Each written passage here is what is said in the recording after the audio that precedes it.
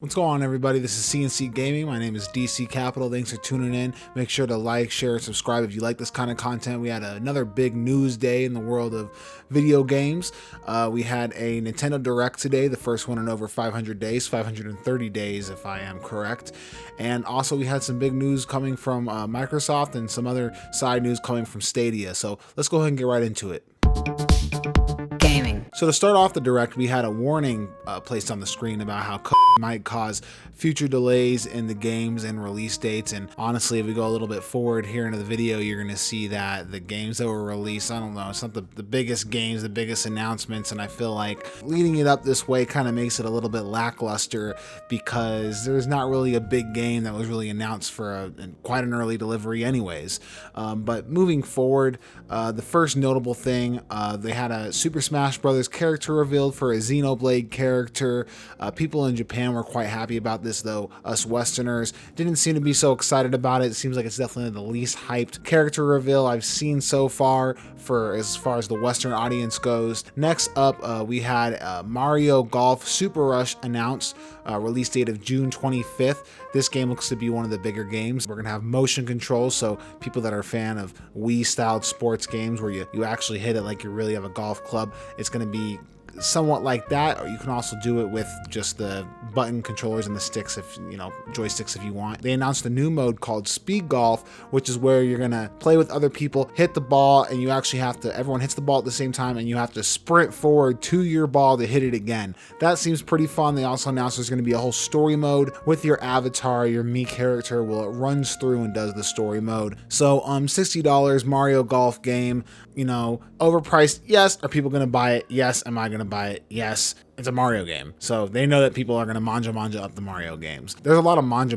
in this Direct, and as far as Nintendo goes, they're probably the only company that can get away with that, and people are still generally happy with it. Also, it was announced that Tales of Borderlands will be coming to Nintendo Switch. I know fans of the Borderlands series, I'm sure, are happy about that. Also, there's going to be a new update for Animal Crossing where Super Mario content is put into the game. I think that the Animal Crossing characters with the Mario hat and mustache and overalls, that was pretty funny. That's coming because it's Mario's 35th anniversary, so they're continuing to celebrate that at Nintendo. Also, they announced this is the only shadow drop of the day.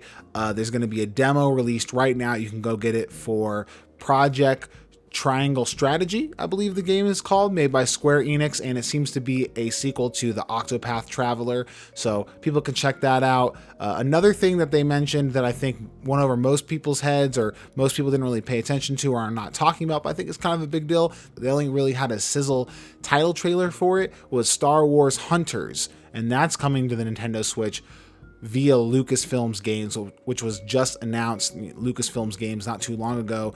They're making Star Wars games, Indiana Jones games with all sorts of developers. This is going to be a third-person shooter, I believe, online, so I think that's pretty cool. I look forward to that. The last two announcements in the Nintendo Direct, which is definitely the bigger side of this Direct, is Skyward Sword, The Legend of Zelda Skyward Sword, is going to get ported to the Nintendo Switch in HD.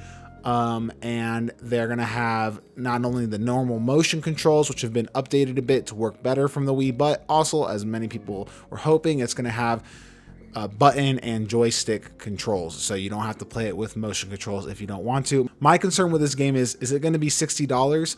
Often they've been porting Wii U games and selling them for $60. These are old games. That's one thing that's pushing it a bit, but this is a Wii game. It came out 10 years ago. I don't think it's really justifiable selling it for $60, but the market prices itself. I'm going to buy it for $60, and I'm sure many other people are too. It's probably going to sell incredibly well, but it just seems with me it doesn't sit super well. It's not very pro-consumer, and I don't think it's a good long-term strategy, but who am I? They're Nintendo. They know how to make their money. Last announcement is Splatoon 3 was announced. That's a big announcement. At the beginning of this Direct, they had marketed it and told people that the games revealed here today were going to be scheduled for the first half of 2021. Now, if this game would be coming out in 2021, at least the first half of it as well, I would say that this Nintendo Direct was very successful. But at the very end, it said 2022.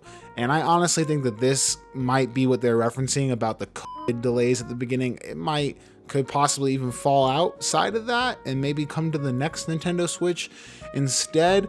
The delay thing just seems weird to me that they put that at the beginning, because most of these games that were announced seem like they're gonna show up at the dates, you know, that were advertised for them. They're not like super big games. It's, you know, you have a Skyward Sword port in Mario Golf and indie games, and if some of them do fall outside the release date, I don't understand why you even put the warning at the beginning. I feel like that was there for Splatoon, but Splatoon 3 definitely going to be big. There's definitely a fan base for that. Moving into Xbox news, today it was announced that there's going to be a new feature brought to the Xbox Series consoles called FPS Boost, where essentially games will be able to have boosted frame rates. Older games will be able to have boosted frame rates without the developers having to do anything to the game. Microsoft does it. So essentially Microsoft is providing next gen enhancements to games from other third-party developers without those developers having to do any work.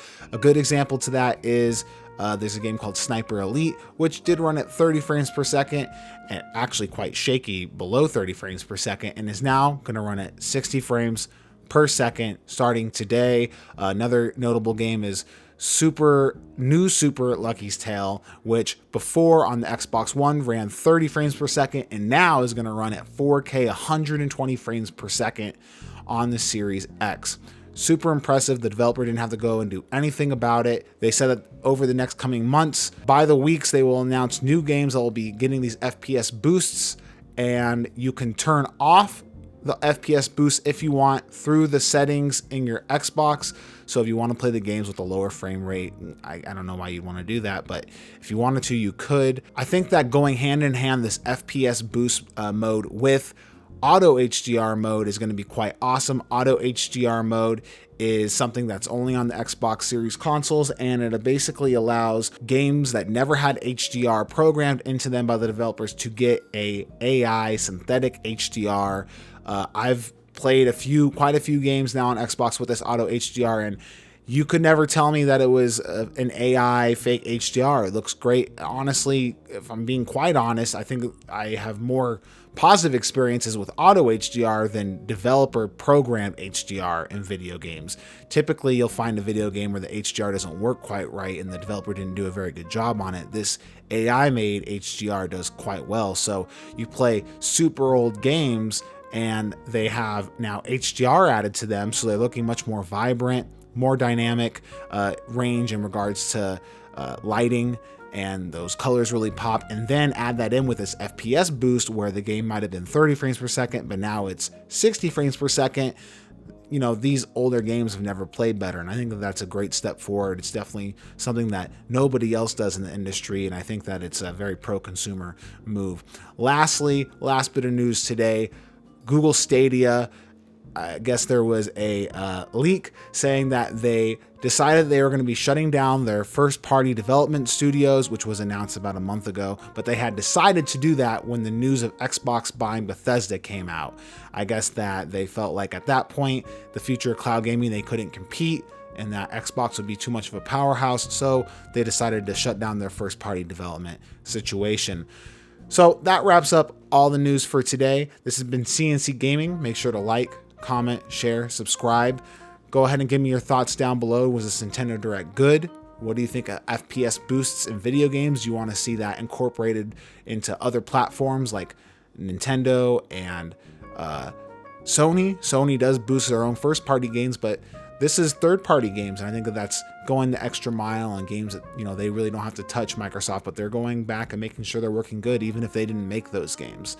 And then also, what about Google Stadia? Do you think that they have a future in the video game industry? Anyways, this has been CNC Gaming. I'm DC Capital, signing out.